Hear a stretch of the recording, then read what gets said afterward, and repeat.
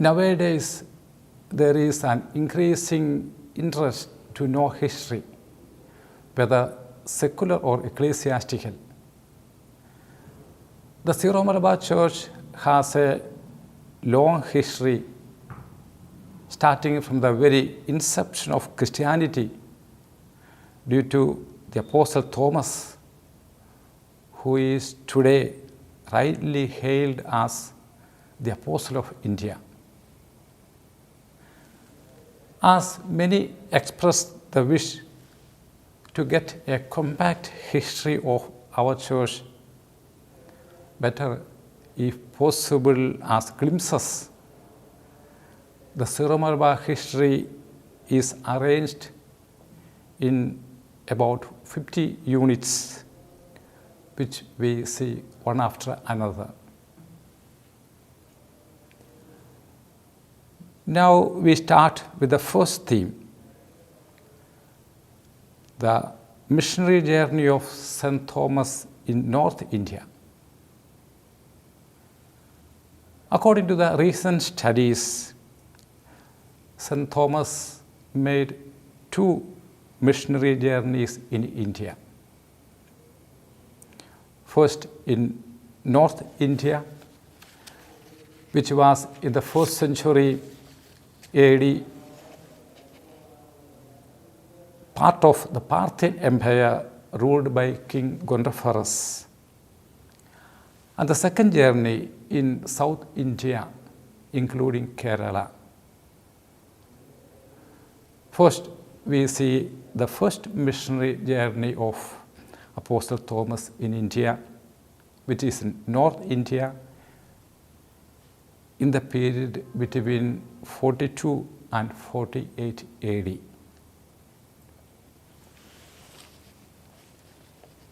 The missionary journey of Apostle Thomas to India from Jerusalem in the 1st century of the Christian era was not something unimaginable or impossible as something.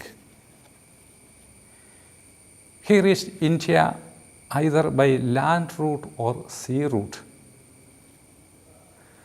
The existence of these routes and the oft frequented Alexandria, India travels by the traders should have helped Thomas. The account of the Acts of Judas Thomas, a work of the early 3rd century, takes him on a sea voyage to India, which at that time was part of the Parthian kingdom of Gondophares, with the capital Tashashila, and the second one to South India, including Kerala, to the kingdom of Masdai, which could be called Tamizhagam. Although both land and sea routes were operational, the latter were faster, safer, and were used by preference by travelers.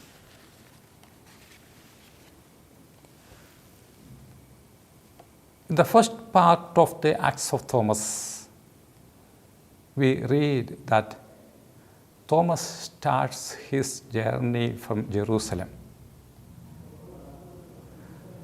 Then from Jerusalem, Thomas came first in Caesarea, according to the book De Miraculis Beati Thome. And the real missionary journey starts from Alexandria, from where the classical trade route to India begins, where Haban, the trade commissioner of the Indian king Gondophares, met Thomas. That time, Alexandria was the greatest port in the world and the second biggest city of the Roman Empire. India was quite possibly more open to direct communication with the West in the first 2 centuries of the Christian era.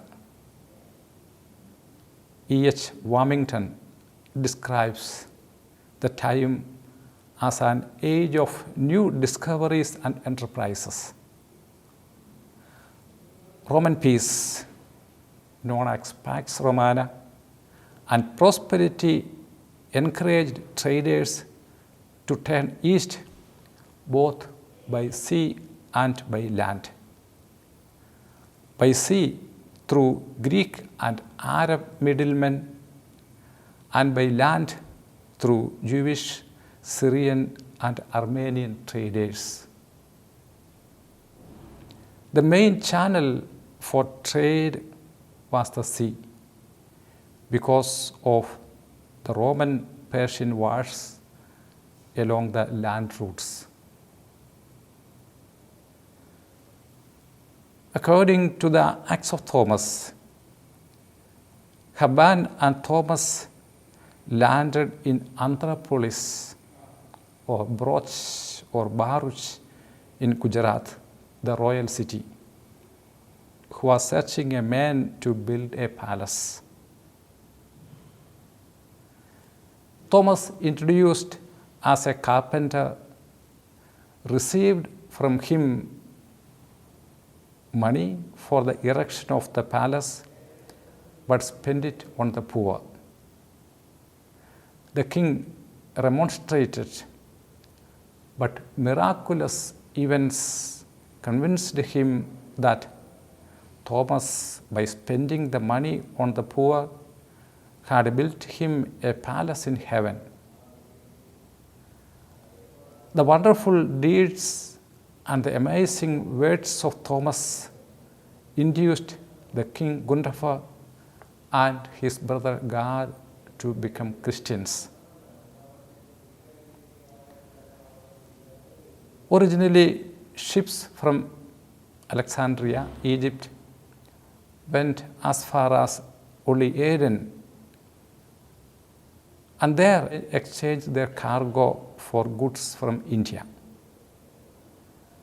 But by the 1st century AD, they made the complete voyage. With the discovery of monsoon winds in 47 AD by Hippalas, a Greek sailor, one can sail straight across from the Gulf of Aden to the Indian cities of Broch or Musiris. The voyage from Meos Hormuz at the mouth of the Gulf of Suez to the coast of India took about 2.5 months. So was the first journey of Apostle Thomas to India to spread Christ's message.